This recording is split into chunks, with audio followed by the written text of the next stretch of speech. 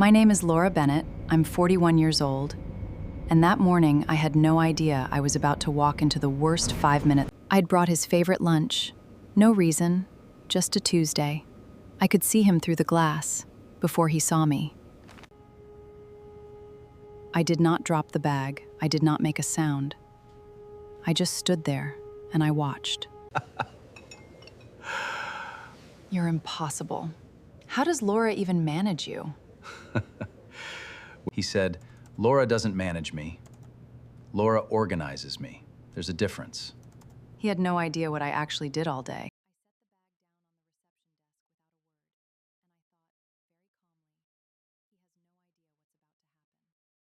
I own an architectural design firm. It took me 9 years to build it from a card table in my apartment into a company that turns a profit every quarter.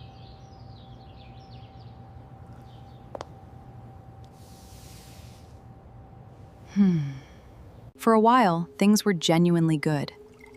He started leaving his phone face down on the counter instead of carrying it into every room.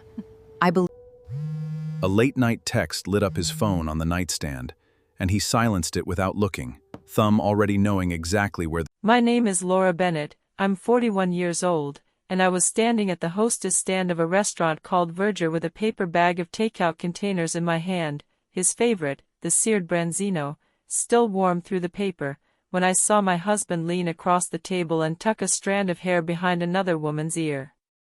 She was maybe 30. Cream blazer, the kind with a silk camisole underneath that cost more than my first car payment. She laughed at something he said, and he laughed too, that easy, private laugh I used to think only I got to hear. Then she reached over and wiped a spot of sauce from the corner of his mouth with her thumb, casual as anything, and said, loud enough for the table beside them to half-turn, "You're impossible. How does Laura even manage you?"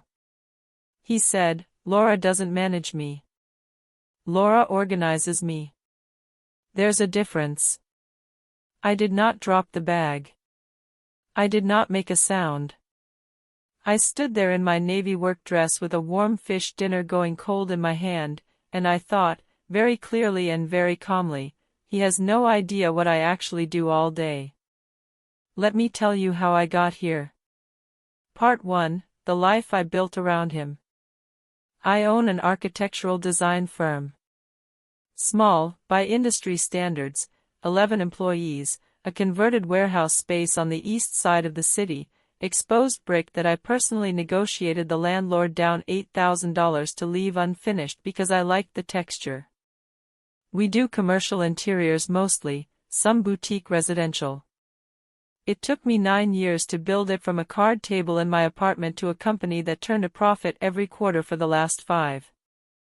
Richard, my husband, Richard Callahan, is the CEO of a logistics and freight company called Holbrook Meridian. When I met him, he was a regional director with a good suit and a better vocabulary, the kind of man who could make a warehouse routing problem sound like poetry. I liked that about him. I still do, honestly, even now, even after everything. He is very good at making things sound inevitable and correct. We married when I was 32. I kept my name. He made a joke about it at the reception. She runs her own company, she's not about to run mine too, and everyone laughed, and I laughed, because it was funny, and because I loved him, and because I had no reason yet not to. For 9 years I had a ritual. Every morning, before he left for the office, I wrote him a small note on an index card and slipped it into the front pocket of his laptop bag. Nothing profound. Big call at 10, you'll be fine. Ate the last of the good coffee, sorry. Come home early if you can. I started doing it during a rough stretch in our second year of marriage, when he was traveling constantly and we barely overlapped, and it became a habit that outlasted the reason for it. He never mentioned the cards much. I don't think he read most of them closely. But I kept writing them, the way you keep watering a plant you've stopped really looking at, not because you expect a response, but because stopping would mean admitting something you're not ready to admit. What Richard did not know, what almost no one at Holbrook Meridian knew, was that my father, before he died, had spent 30 years quietly buying commercial real estate downtown. Small buildings, unglamorous ones, the kind nobody writes articles about. When he passed, I inherited 4 of them through a holding company I never talk about, run by a property manager named Ovidio who I meet with twice a year and otherwise leave alone. One of those buildings is a 9-story office tower on Delancey and 9th. Holbrook Meridian leases floors 4 through 7 of that building. I never told Richard. It wasn't a secret, exactly, it just never came up, and the LLC that holds the property isn't in my name, it's in my father's family trust, administered by a law firm that isn't the one Richard uses. When we got married, I didn't merge that world into our marriage any more than I'd merge a locked drawer into a shared closet. It was mine. It stayed mine. I liked, if I'm honest, having one part of my life that was entirely and only under my own hand. I tell you this now because it matters later. Please keep it in your pocket the way I kept it in mine. Part 2, A Good Season. I want to be fair to this story, so I have to tell you that for a while, things were good. Genuinely good, not performed. About a year before the day at Verger, Richard and I went through a rough patch, long hours on both sides, a miscarriage in the spring that neither of us talked about the way we should have, a fight in June so bad he slept in the guest room for 4 nights. I remember standing at the kitchen sink after that fight, running the tap over a coffee mug I wasn't really washing, just needing something for my hands to do, and thinking, this might actually end. But it didn't. He came home early one Thursday with a bottle of the wine we'd had on our honeymoon and said, I've been distant. I know I have. I don't have a good excuse, I've just been buried. He signed us up for a counselor, which surprised me. Richard was not a man who volunteered for vulnerability. We went for 4 months. He started leaving his phone face down on the counter instead of carrying it into every room. He asked me questions about the firm again, actual questions, not the polite kind. In October he flew out for my industry conference in Austin even though he hated conferences, just to sit in the back of a panel I was on and clap too loud. I remember thinking, somewhere around Thanksgiving that year, that we had come out the other side of something. That the marriage was not just surviving but had gotten quietly stronger, the way a bone heals thicker at the break. I believed that. I want you to know I believed that completely, because it makes what came next land the way it actually landed, not like discovering a crack I'd been suspicious of, but like watching a floor I trusted give way. Part 3, The Woman from Marketing. Her name was Vanessa Hale. She'd been hired 18 months earlier as VP of Brand and Communications, poached from a rival firm with a signing bonus large enough that it showed up, anonymized, in a board memo Richard once left open on his home laptop, not because he was careless, but because he genuinely did not think of me as someone who read those documents. Which, in fairness, I usually didn't. The first time I met her was at Holbrook Meridian's spring gala, back when things were good, and I remember thinking she was sharp, good handshake, quick with names, the kind of person who remembers what you said 3 sentences ago and loops back to it to make you feel heard. Richard mentioned her occasionally after that, always in the context of work. Vanessa thinks we should reposition the brand messaging before the merger talks go public. Vanessa's handling the press side of the Delcorp deal. I had no reason to flag the frequency. CEOs mention their VPs. That's what VPs are for. Looking back, there were things. A charge on our joint card in March for a hotel in Scottsdale, conference, he said, and there had, in fact, been a logistics conference in Scottsdale that week, so I didn't check further. A late-night text that lit up his phone on the nightstand in April that he silenced without looking at it, which meant nothing on its own, except that he did it in a specific practiced motion, thumb already knowing where the screen was, the way you silence something you've silenced 100 times before. A new cologne. A haircut he got without mentioning it, which had never been his habit. Richard used to complain about the 15 minutes it cost him. None of it was proof. All of it, together, was a texture. I didn't act on the texture. I want to be honest about that too. I didn't march into his office or go through his phone. I noticed, and I kept noticing, and I kept writing the index cards, and some nights I lay next to him and listened to him breathe and thought, I might be building a case against a man who is simply busy. That's the part nobody tells you about betrayal. Before you have proof, you don't feel wronged. You feel unstable in your own judgment, like you're the problem for even wondering. Part 4, Renee. My younger sister, Renee, is a paralegal at a firm downtown, and she is the only person I told about the texture before I had anything solid. We were at her kitchen table in July, her toddler asleep upstairs, a bottle of Pinot Grigio between us that neither of us had touched much, when I finally said out loud, I think Richard might be seeing someone. Renee didn't gasp.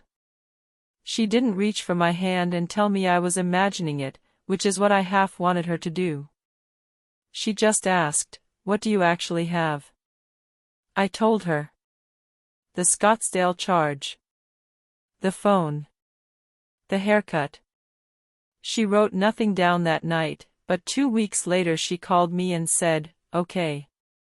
If you want to know for real, we do this properly, or we don't do it at all. Half knowing is worse than either. So we did it properly. Renee helped me pull the joint credit card statements going back 14 months, not sneaking, just logging into the account we both had access to and actually reading it line by line instead of skimming the total. We found 6 hotel charges that didn't correspond to any trip on his calendar that he'd told me about, 2 in Scottsdale, 1 in Miami, 3 right here in the city, at a boutique hotel 11 minutes from his office, each one between $340 and $410, each one on a Tuesday or Wednesday. Renee's husband works in IT and, with my permission and Richard's login credentials that I still had from setting up our joint tax software 2 years earlier, nothing hacked, nothing illegal, just information I already had lawful access to, helped me pull our shared calendar's edit history, which showed 11 instances over 4 months where a Q3 vendor sync or off-site strategy session had been added to Richard's calendar and then deleted from the shared version within 20 minutes. Meaning it existed just long enough to block the time before he scrubbed it from my view. And then, in September, Renee did something that took nerve. She had a friend from law school, a woman named Priya who did estate and corporate work and occasionally handled things adjacent to Holbrook Meridian's outside counsel, casually mentioned to Renee, not knowing why she was asking, that there'd been office gossip for months about the CEO and the new VP of brand. Nothing salacious, nothing anyone had documented. Just the kind of thing that moves through an office like weather. Priya said the phrase people used was that they were openly private about it, which is a strange, specific phrase, and it stuck with me for days. By October I had a folder, a literal manila folder, because I am the kind of person who still prints things, with 6 hotel receipts, for screenshots of deleted calendar entries, a printed log of the calendar edit history with timestamps, and a page of dates cross-referenced against my own travel and work schedule to confirm I could not have simply forgotten these plans. It wasn't a confession. It was a pattern. But a pattern, laid out in a row, stops being a feeling and starts being a fact. I did not confront him yet. I kept writing the index cards. Good luck with the Delcorp call. I want you to understand how strange that is, writing tenderness to someone you are quietly building a case against. I'm not proud of it. I'm also not going to pretend I didn't do it. Some part of me was still hoping the folder was wrong.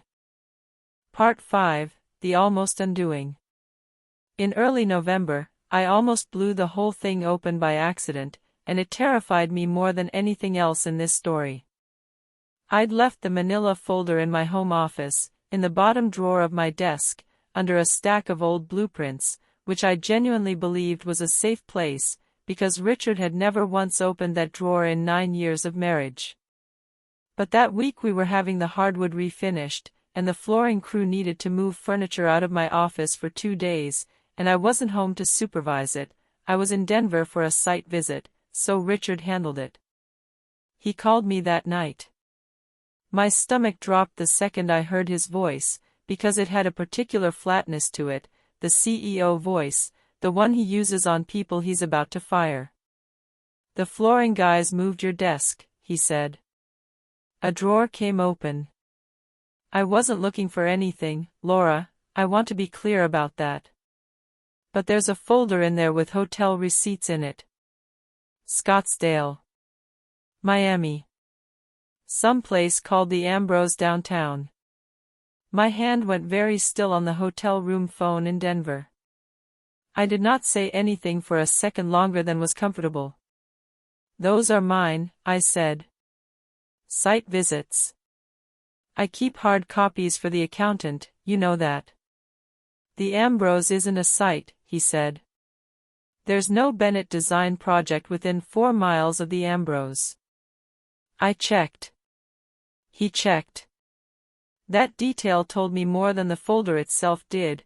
A man who is not hiding anything does not, at 10 at night, cross-reference his wife's hotel receipts against her active project list. That is not innocent curiosity. That is a guilty man checking whether he's caught.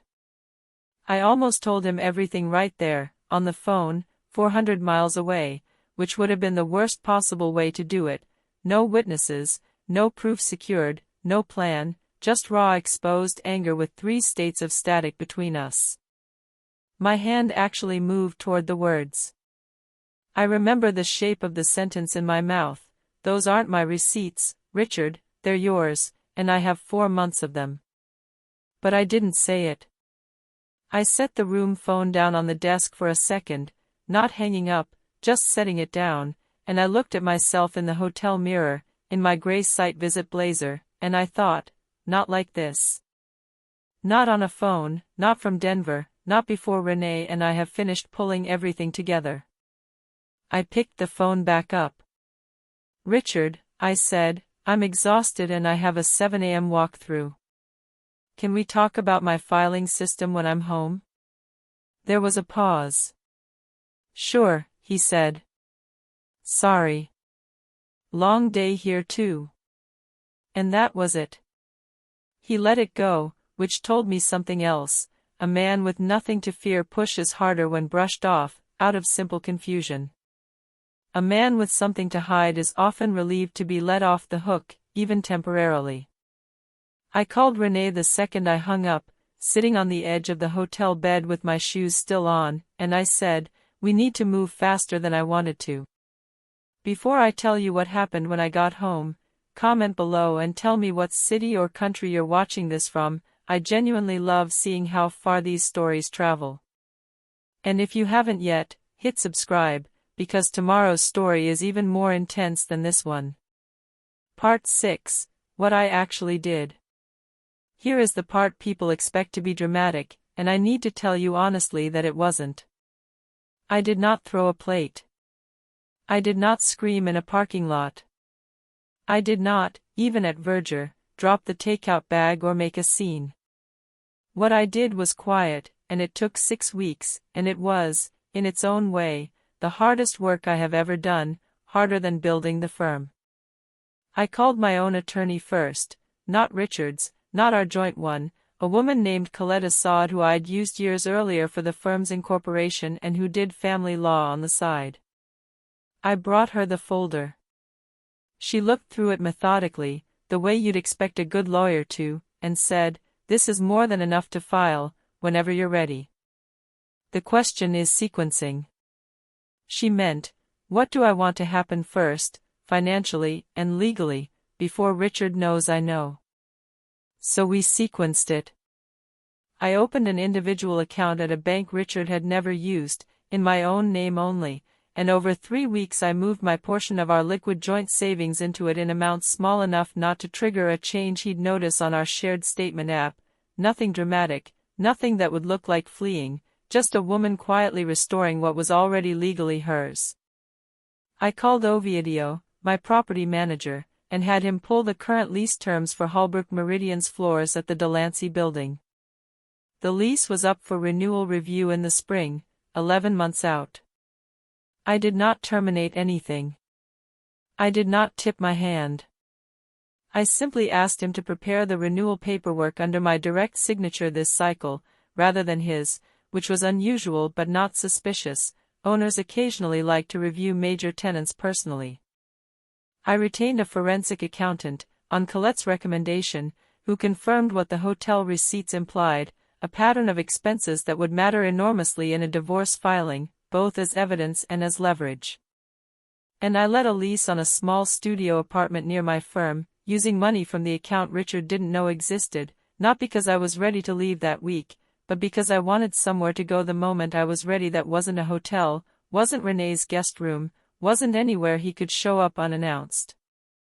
6 weeks.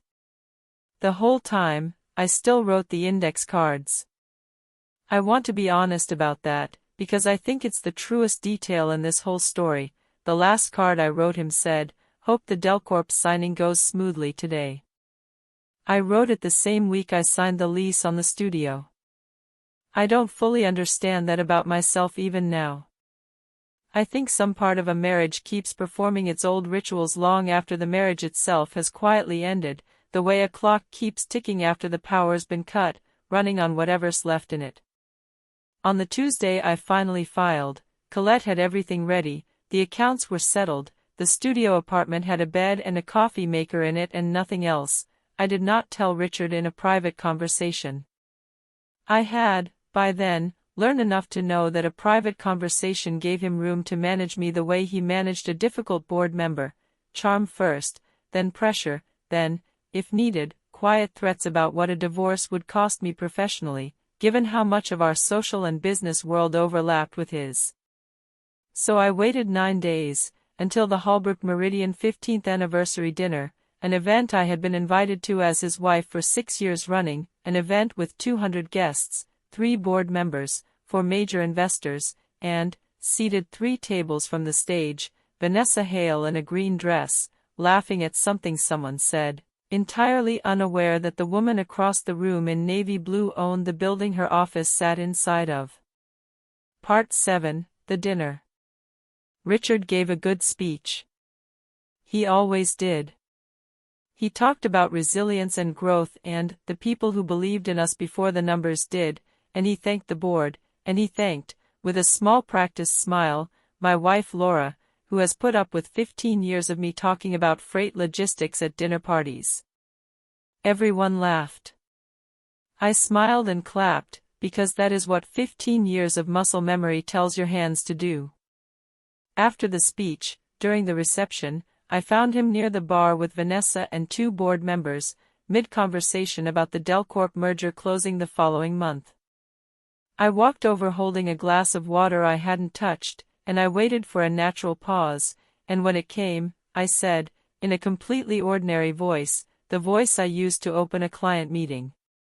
Richard, before you finalize anything with Delcorp, there's something the board should probably hear directly from me, since it affects your lease. He turned, already faintly smiling, the way you smile at an interruption you expect to be small. Laura, can this wait? We're mid. It really can't, I said. It's about Delancey and 9th. I watched something shift behind his eyes, not panic yet, just a flicker of why does she know that address. The Delancey building, I said, to the 2 board members now, pleasantly, the way you'd mention a scheduling conflict, is owned by a trust one administer. Holbrook Meridian's lease on floors 4 through 7 is up for renewal review in the spring. I wanted you to know, since it seemed relevant to any expansion plans tied to the Delcorp close, that I won't be recommending renewal. One of the board members, a silver-haired man named Aldous, said, "Wait, you own the Delancey building?" "My family trust does," I said. "I've managed it for 9 years. Richard's never had a reason to know the details, until now, I suppose." I watched Richard's face do something I had genuinely never seen it do in 15 years, a full, unguarded loss of composure, gone almost as fast as it appeared, replaced by the CEO mask sliding back into place a half-second too late for the board members not to have seen the gap underneath it. "Laura," he said, low, "can we discuss this privately?" "We can," I said. But I wanted the board to hear it from me directly, and not read about it in a filing next month. I set my water glass down on the bar, gently, no clatter at all. "I've retained counsel. You'll be served this week. I'd rather you hear the word divorce from me tonight than from a process server on Thursday." Vanessa Hale, to her credit, went very pale and took one visible step back from Richard's side, as if putting 3 inches of distance between them might undo 18 months of Tuesdays. Aldous, the board member, looked between the 3 of us with the expression of a man doing very fast math about a merger closing in 30 days, a lease he'd just learned was in jeopardy, and a CEO whose personal conduct had apparently been common enough knowledge that a stranger's paralegal sister had heard about it secondhand. "Richard," he said quietly, "my office. Tomorrow. Early." I didn't stay to watch the rest of it unravel. I said goodnight to the 2 board members by name, thanked them for a lovely evening, and walked out to my car in the cold, and I did not cry until I was 3 blocks away, stopped at a red light, both hands still steady on the wheel. Part 8, After. The divorce took 5 months. It was not clean, exactly. Richard's attorneys tried, briefly, to argue for shared claim on the firm, which went nowhere once Colette produced 15 years of separate incorporation documents. He tried, once, to call me directly instead of through counsel, and I let it ring twice and then didn't pick up, because there was nothing left to say that hadn't already been said, more clearly, in front of a room full of people who mattered more to him than I apparently had. Holbrook Meridian did not renew the Delancey lease. They moved to a building 2 miles east the following summer, at a rate I heard, secondhand, through Ovidio, was almost 30% higher. Vanessa Hale left the company entirely about 4 months after the anniversary dinner. I never found out for certain whether she left on her own or was pushed, and I realized, somewhere in there, that I no longer particularly cared. It's been a little over a year now. I live in a converted loft 2 floors above my studio at the firm. I finally moved out of the temporary apartment once the divorce settled and bought the place outright with money that was, for the first time in my adult life, entirely and unambiguously my own. There's a plant on my windowsill I actually remember to water, a bright, stubborn little orchid that somehow survives my travel schedule. Some mornings, out of habit I haven't fully broken, I still find myself reaching for an index card before I leave for work. I write them to myself now. Last Tuesday's said, "Big pitch at 10. You'll be fine." I tucked it into my own bag, the way I used to tuck them into his. The firm signed its largest contract to date this spring, a 12-story mixed-use building downtown, the kind of project I used to only dream about landing. I stood in the empty steel frame of it at sunset a few weeks ago, hard hat under my arm, and I thought about the woman standing in a restaurant doorway with a bag of cooling fish, and I felt, more than anything, an odd kind of tenderness for her. She didn't know yet what she was capable of doing calmly. I never remarried, and I'm not in a hurry to. I go to dinner sometimes with people I like. I still keep my orchid alive. I still build things that outlast the people who doubted I could. I was never someone who needed a marriage to prove I was worth something. I just forgot, for a while, that I already knew that.